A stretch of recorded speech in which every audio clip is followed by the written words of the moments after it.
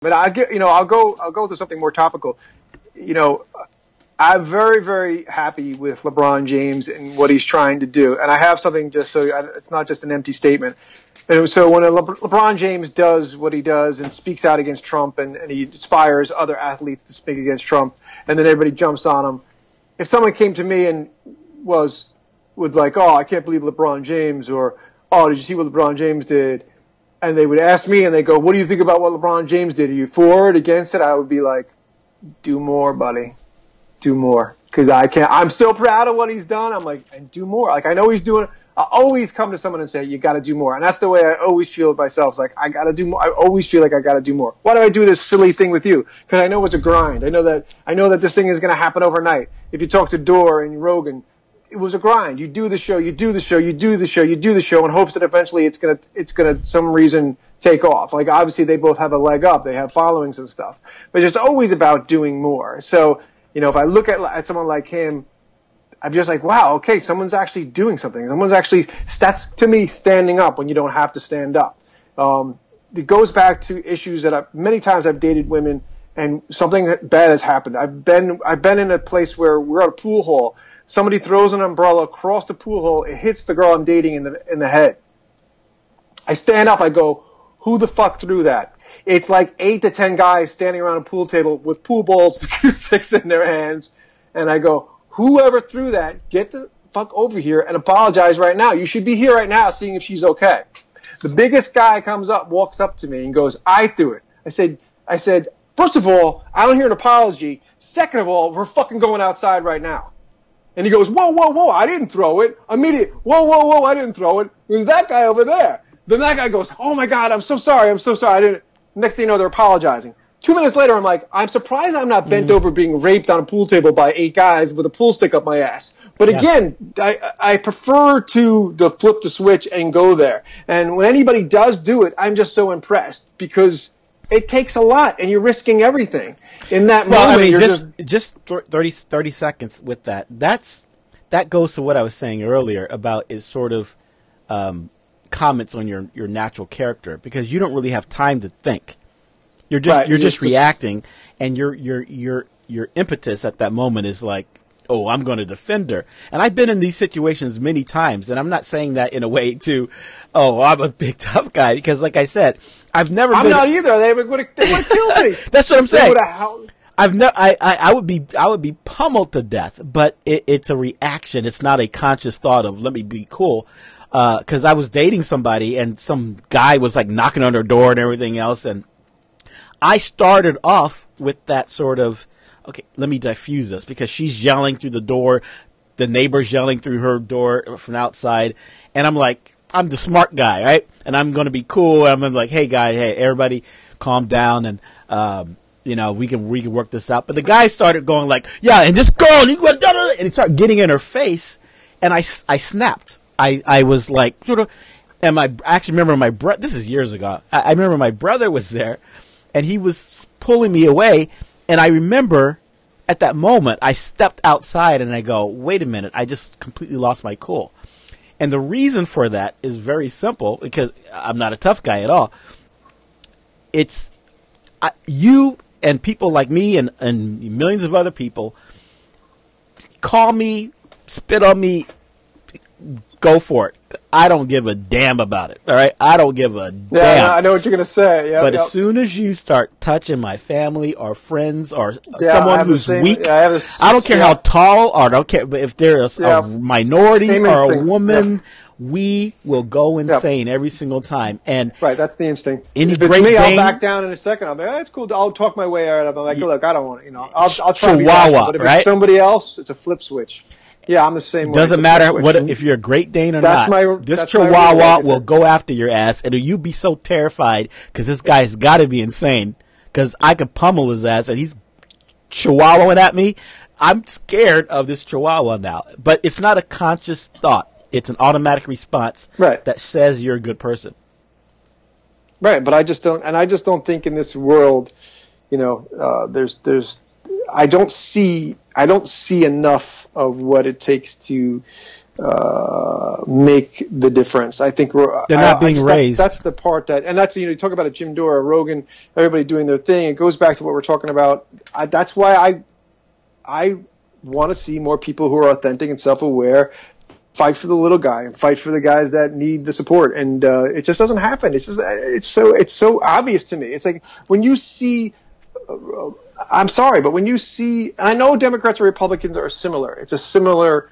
But to me, Republicans are so more obvious in the villainous nature than Democrats. So Democrats are just better at disguising who they are, right? So you're living with all these villainous Republicans, and then we have these Democrats who are a little more dangerous because they hide who they are, right? Right. But at the end of the day, everybody's become so jaded they're just like, well, whatever. I'm just going to continue to live in my bubble until someone breaks my bubble and makes me have to stand up. And it comes back to why we try to do this show. I think there's. Look, I stepped out of the movement. I just totally was. I was one of those. I shouldn't. So did I. So did a lot of people who deactivated their accounts. Yeah, because first of all, because look, we go back to technology. It always feels like everything gets bastardized and taken over and corporatized, and there's no answer to it. I mean, I always wonder what would happen to us if we ever got popular and then they wanted to screw with us. That would be another terrible day in the day of our lives. It's hard to sell out. That was another thing about Jim Dore. He said that they came to him and they offered him the opportunity to go and off and do something else, and he said, "No, I'm happy, controlling it." And he doesn't have a manager and agent because he got lucky that he was on a slow part of his career. He had so all of it. He's in total control of what he's doing right now. So that's the other advantage of what we do. We're in total control. We don't have to answer to anybody. But again, there's not enough people doing, and I know there are people doing great work all over the place, but there's not enough. We don't have and again, it comes back to the election. We don't have the numbers. We knew we didn't have the numbers. It's all going to happen again, right? We don't even know as we head toward the midterm elections. And I know there's no, we know, me and you know there's no energy out there. There's no Bernie Sanders. There's none of that energy going on right now. If anything, there's still the Trump energy because he knows as we approach the midterm election, he's going to be able to fuck with every election and rile up his base because he knows how to do it, right? So as we approach the midterm election, everybody's like, oh, blue wave is coming. Look out. Well, this guy has a huge bully pulpit to just score. I think he's going to be able to fight this midterm election off, and I don't feel any of the energy that they're pretending again that's there, and I don't see anybody standing up. So we'll see if anybody comes. I used to talk about these heroes or who's going to do it. The reason why we like Cortez is because that was an important step. She beat an incumbent who we talked about. Well, I talked about. I'm sure you've talked about it in circles, but I used to do live streams. It is incumbent upon you to speak on it. Everybody had to be primaried, including Bernie Sanders, because everybody's feet had to be held to the fire and everybody had to answer for what occurred in this election. So her winning was, and again, so when you talk to a Ben Shapiro, that was an important moment for us because an incumbent lost and people said, no, we're going a little bit further left. Now, he doesn't like it because he's a fucking weaselly little conservative, and I can say that because he's got that weaselly little voice, and he calls out women, and he's not a brave guy. When it came to push comes to shove, he's just a guy behind a screen. And if I met him or somebody else met him, we'd have him for lunch. So that bothers me, and it bothers me that again, right now it's August, September, October. I know how these things work now. First time I've ever really been really involved. You don't feel, there's no energy. It's so hard to keep track of what's going on. I don't sense any organization. I don't feel any blue wave. All I know is Trump is still, completely driving the narrative. And the left, whatever left media we call or whatever, is just doing their Russian thing, right? That's all we get from them. So there's no. Well, can I tell you where it's evidencing itself? Since you're looking for signs give me some lights give me some hope. Because we're not in disagreement because I'm always talking about the partisan thing and I go it's sort of ineffective the Avengers are over here and, you know, the anti-Avengers are over there, and they're not fighting or talking. But this is not a counter to any of that, because I believe those are silos. But I do think that there is a positive impact, a very huge impact of people who aren't in that sort of world, but they are reaping sort of the benefits of seeing, like gay people being able to marry and seeing people donating and all these different things, for the very simple fact that humans are sponges. Indoctrination is sort of a negative word, but it's also a generic word, meaning you are indoctrinated with whatever is sort of there, whatever substance to be around. And the younger people, just because of their youth, they're having a wider and longer span of time to soak up a lot of these positive, almost side effects. Seeing that sort of Vernie effect happen, and they're not just talking about it. They're not just arguing on Facebook or Twitter or staying in these silos. They're getting this foundation of it's wrong to be mean to black people. It's good, Me Too, to support women and push them forward. Not from any political, partisan, liberal, progressive standpoint, but just they're sponging up these things organically and naturally outside of a silo, but just as sort of that knee-jerk reaction of, hey, who threw this bottle out of the thing? So I mentioned this in a stream a couple of weeks ago about this Swedish girl on a plane. A young, I believe she's a Swedish student, who stood up on a plane and said, "We are not taking off." Not in a political way or anything. She was like, there's a guy here who's about to be sent back to his country and probably killed. And in my inner soul, I can't let this happen. I'm young. But you just mentioned a Swedish girl. Yeah, a Swedish girl. So we're talking about America. You know. Well, let me play. I would expect that from a Swedish girl. God bless those progressive Swedes. This is but an example. I don't actually know where she was flying from or to, but I believe. I want the proof from America's youth. I want you to tell me about stories about apps being built and movements being going and coalitions, and I want to know that it's happening here. Only because I can only control, and this is where I live. I want things to change, obviously globally, but the problem is I get my energy and my experience from America, and I just know the midterm elections are approaching, and there's nothing out there. I mean, obviously I live on Staten Island, but I also go back and forth to New York City. I mean, there's no energy. There's no, the election's coming. But my point is we talk about being on the verge of Hitler, and we only do that again because it's the only thing we get to sort of relate to. Like, hey, why would that ever happen? Well, it should be the energy should be unbelievable. It should be palpable. People should be talking about it, and it just isn't the case. No one is talking about organizing and we're going to change this through the midterm elections. Look, maybe I'm completely wrong.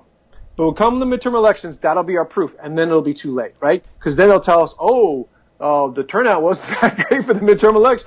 We thought there was going to be a blue wave. Turns out, looks like turnout's going to be about the same it always is during a midterm election, and it's fucking Trump. You've got to be kidding me. Yeah. So that's what I'm saying. I'm trying to keep the target where it is, and again, what can we and you change in the course of 3 months? I don't know, but the energy's not there, and someone's got to do something. Like there's got to be some sort of unbelievable event to occur that will change everything. Because I'm afraid that. Well, the event is always personal circumstance. What's the old guy? John. I want to say John McCain. I almost said John McClane. Die Hard, but wasn't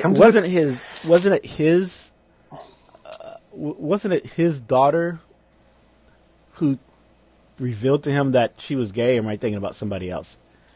I think, yeah. Yeah, I think it was John McCain. And so, and I'm not even commenting on all the gay senators and everything else who you find out in some scandal that they're gay, and they're like passing laws and legislate. I oppose this horrible population, right? And they're secretly gay. I'm talking about just regular people who are opposed to this from an ideological, divide. And then their daughter comes up and is like, or their son comes up and is like, hey, I'm gay. And they're like, you know what? This is not so bad because it's personal, right?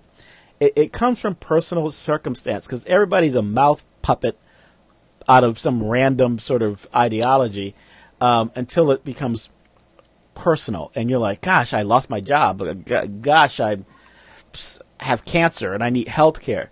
And they change in a frickin' second because they experience it. And for people who can't experience it, we need to share those experiences with them, which is why I make such a big deal about these silos and these superheroes in the silo going, who's for healthcare? And everybody claps because the people who don't get it still don't get it. And so I'm really like, that's going to be the next stage. But until that happens, personal circumstance is going to do that. And we see that with the young people because of their age, because they're discovering new things and then running into sort of expectations and access to knowledge and information going, wait a minute, this isn't supposed to be this way. Where earlier generations were like, it's always been this way, right? Which is completely different. It's always been this way. They're like, no, Me Too, blah, blah, blah, blah, blah. I know women aren't supposed to be treated this way. So they question it. But before, you're like, of course, you get on this couch, I'll get you apart. That's the way it's done. I don't know why I'm doing Rodney Dangerfield, but it's just the acceptance of what always is versus the benefit of youth going, I know what is supposed to be. Just like we go, hey, you're not supposed to be a slave. It's 2018. I thought we abolished this. But in slavery, you got a bunch of people going, oh, this is okay. Not the slaves.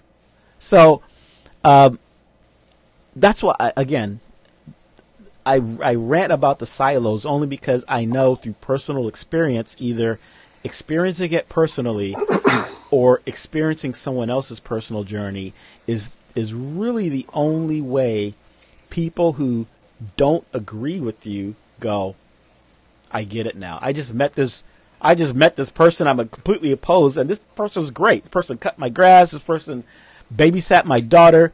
I just had a nice drink at the bar, and this human, I realize this person's a human, and they're not all bad. It's just I got a black friend. This guy's not so bad. I don't mean that, but we have to cross the lines and interact, because that breaks people down at their weakest, Achilles heel. Direct interaction, not partisan, political, even superhero raising. Just one-on-one, and change people one at a time, and not just hope for the best. You've made that friend, and you're like, there we go. And then affect it like a virus. So I can agree with that. But again, to me, that's a simplification, because again, we don't have the numbers of people trying to make that effort, right? You're saying that's the method I would like to see happen, but you know, and I know that's not what's occurring, and that the troops that we have to go out and do that are not available. So we don't have the numbers. We don't have the people that would subscribe to that notion. Oh, that's the way you do it. Now,